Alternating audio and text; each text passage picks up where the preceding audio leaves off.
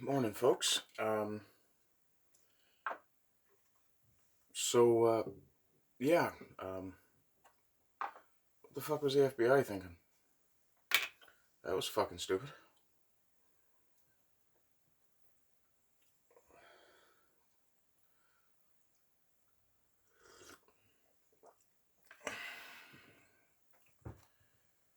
I mean,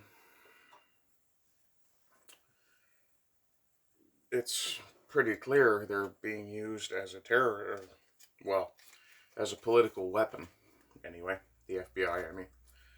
Um,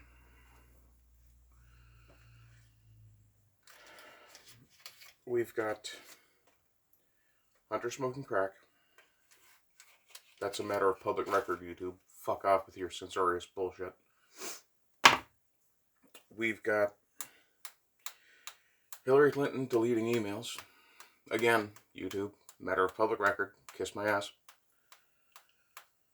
And we've got video evidence of Biden doing some very questionable things with younger girls, older women.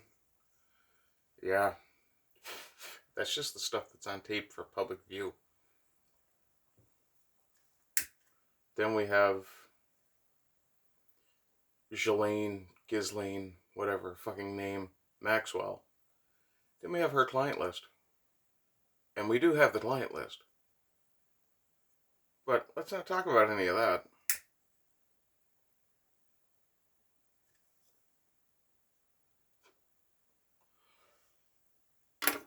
Let's instead focus on, potentially, the most popular president in at least recent U.S. history. Whether you believe Joe Biden legitimately got 80 million votes,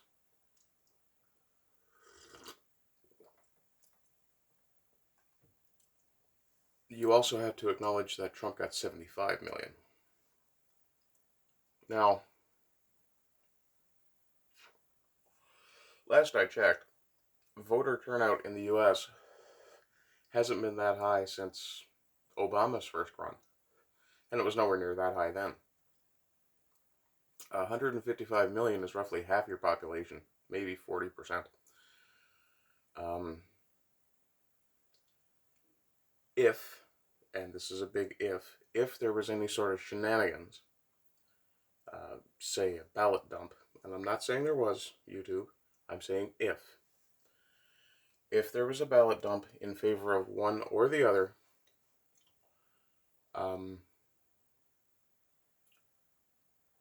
then doesn't it kind of go to figure that if they're that close, the other person, whichever one it was that did the ballot dump, the other person in the race must have been spectacularly popular.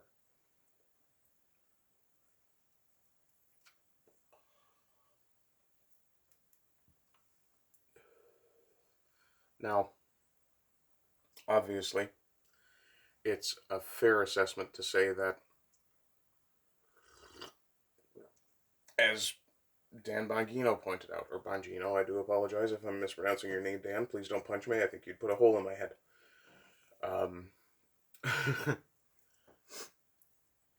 But if someone like Dan Bongino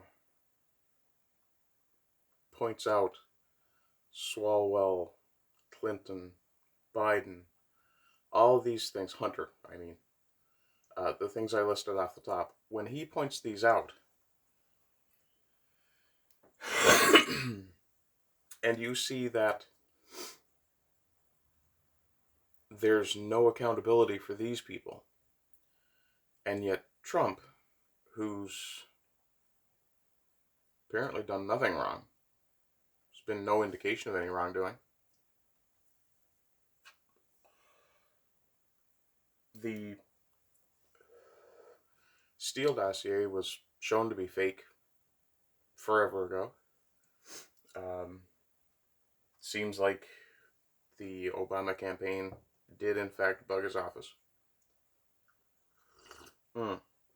Now, I have to point out at this point, for the sake of legality, I don't know that Obama or Obama's people bugged Trump's campaign offices. I don't know that for sure. And I'm not 100% certain that's been proven. But it does look likely. And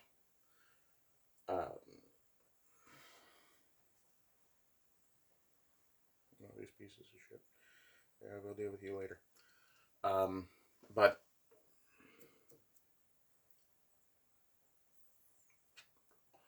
we do know there was some sort of malfeasance done by Hillary Clinton related to those emails. Even the simple fact that she had national security emails on a non-secure server, that alone is a breach. And she was Secretary of State.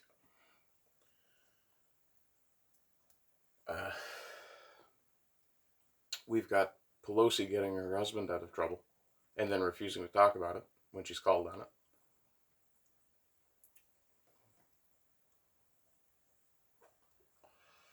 We've got massive amounts of money being spent on a war in Ukraine that doesn't involve North America.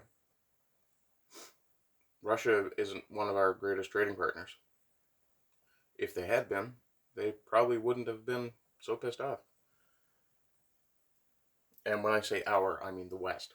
Russia was not trading with the West, and they should have been invited to long since.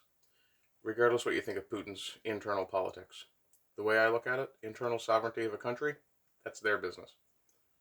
Not mine. Not my country's.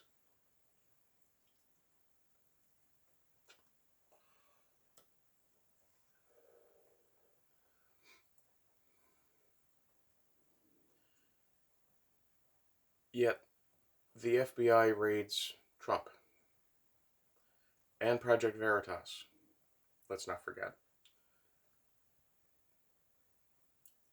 But at the same time, the news media covers up Hunter Biden. And I'm not going to say it any other way. It's clearly a cover-up. They suppressed the story during the election, knowing damned well that it would hurt Biden's chances of election. But yet he's the most popular president ever.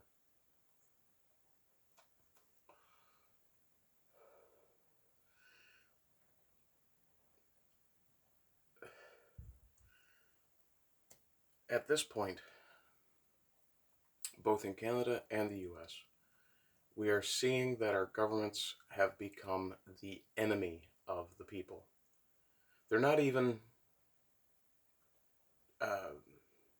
unconcerned about the welfare of the people. They're actively working against it. And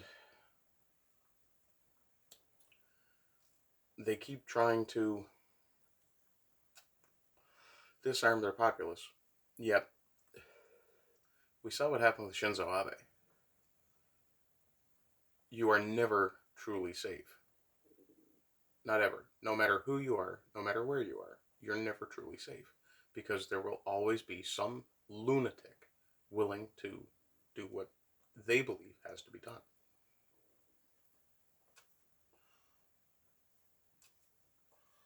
Now, anyone who takes that as advocacy of violence is a damn fool. I don't advocate violence. Ever. Well, no, that's not true. I advocate violence on the playground. I think kids should be allowed to fight with each other when they're young so that they understand the impacts of violence. But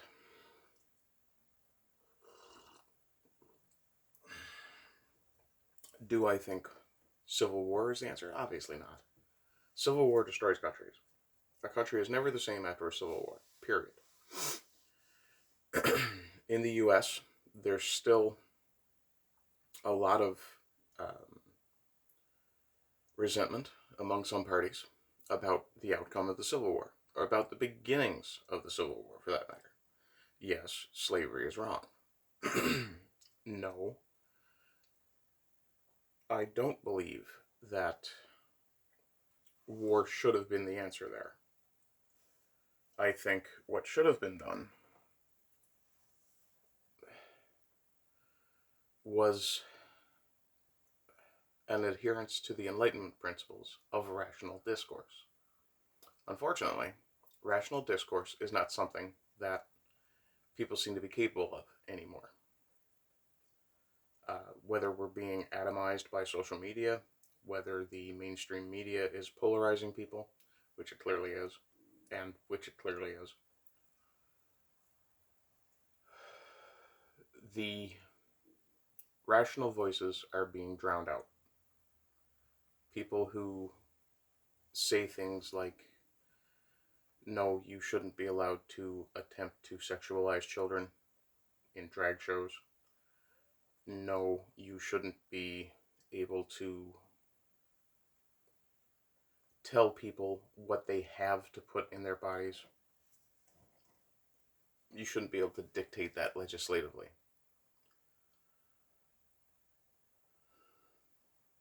And that actually goes back to the fluoride thing as well. Yeah, maybe fluoride is good, maybe fluoride is bad, but does it belong in tap water? Maybe not. Who knows? In 50 years, we may discover, oh, we put fluoride in tap water and then ran it through plastic pipes and gave everyone cancer. We may discover that. We may discover that Alzheimer's is caused by all the aluminum in our environment, which there does seem to be a connection.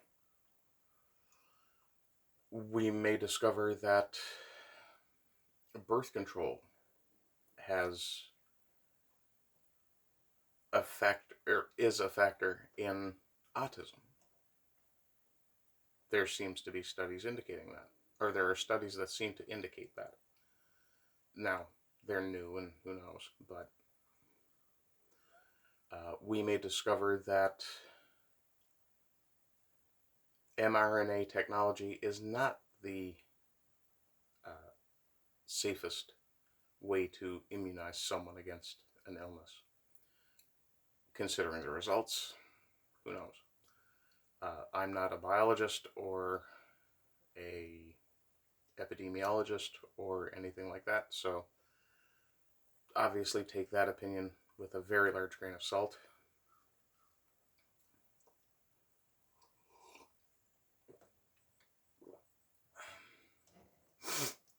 But we're seeing two very obvious things occurring.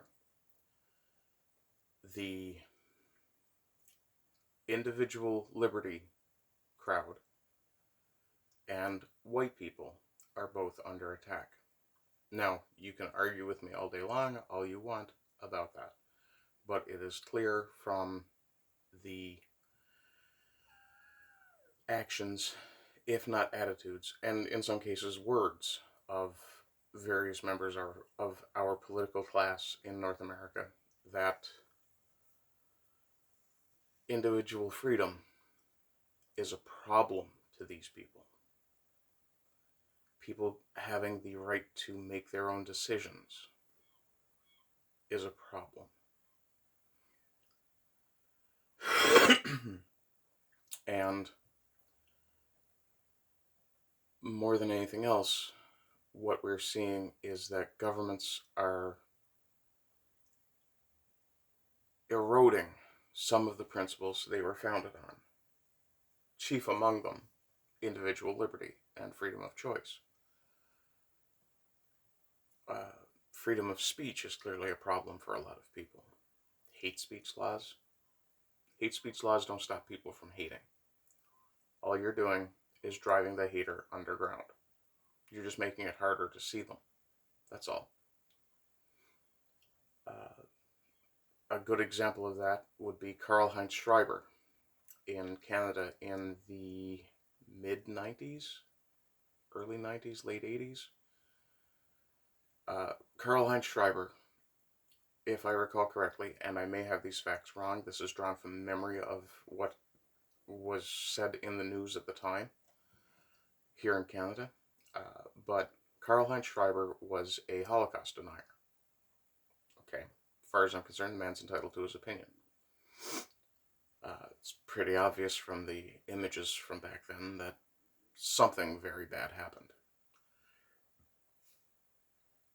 And I know there are lots of people who will dispute the numbers, or who will dispute, in some cases, the factual nature of whether it happened or not.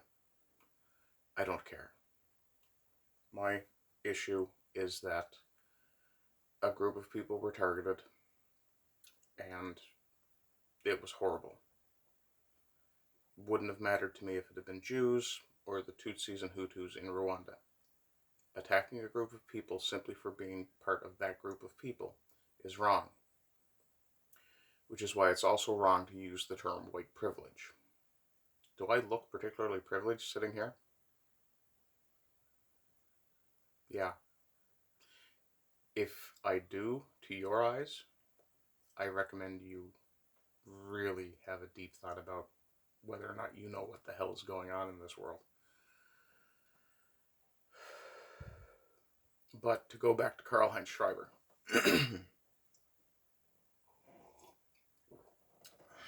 At the time, we had full-on freedom of speech in Canada. And Karlheinz Schreiber had every legal right. Now, I don't know for certain that he was a Canadian citizen. I believe he was. But he had every legal right to say he didn't believe the Holocaust happened. That's fine. Assuming that's exactly how he phrased it. I don't know for certain that it is. But he was called a Holocaust denier. So generally, I'm going to assume that the news was being more or less honest at the time. But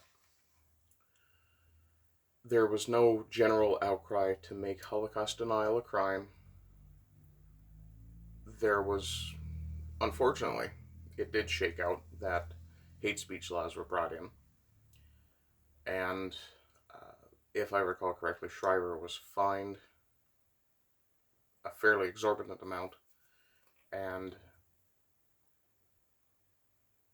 again, as I'm not 100% certain, I believe he was also a German citizen, or possibly Austrian, given the name Schreiber. He may have been from the Netherlands, I don't know. I know he was a European with Canadian citizenship. So, as far as I recall, he was censured, pilloried in the media, and basically made a pariah. And at that point, I believe they did write hate speech laws and bring them into law, obviously. The problem there is that you've taken one person and decided that because they did one thing you didn't agree with, and this is government I'm speaking to, that no one was allowed to do it. Well, hang on. That works in the case of, say, murder, because people shouldn't be killing each other. But when you start to chip at freedom of speech, you tell the government, we're willing to let you have the power to tell us what we can't say. What? Here's something that should be said far more often. Governments should be absolutely terrified of their people. The people in positions of power should never be permitted to relax and think that their position is safe or secure. It should never be possible. Doesn't matter if you're a monarch, if you're a president, if you're just an elected mayor. You should never, ever be allowed to fall into complacent comfort when it comes to your position as an elected political official. No one should be allowed to be in certainly national politics for a generation or more. like Joe Biden. Politicians should be required to disclose all of their finances as well. You want to serve the public? Then everything about you becomes public.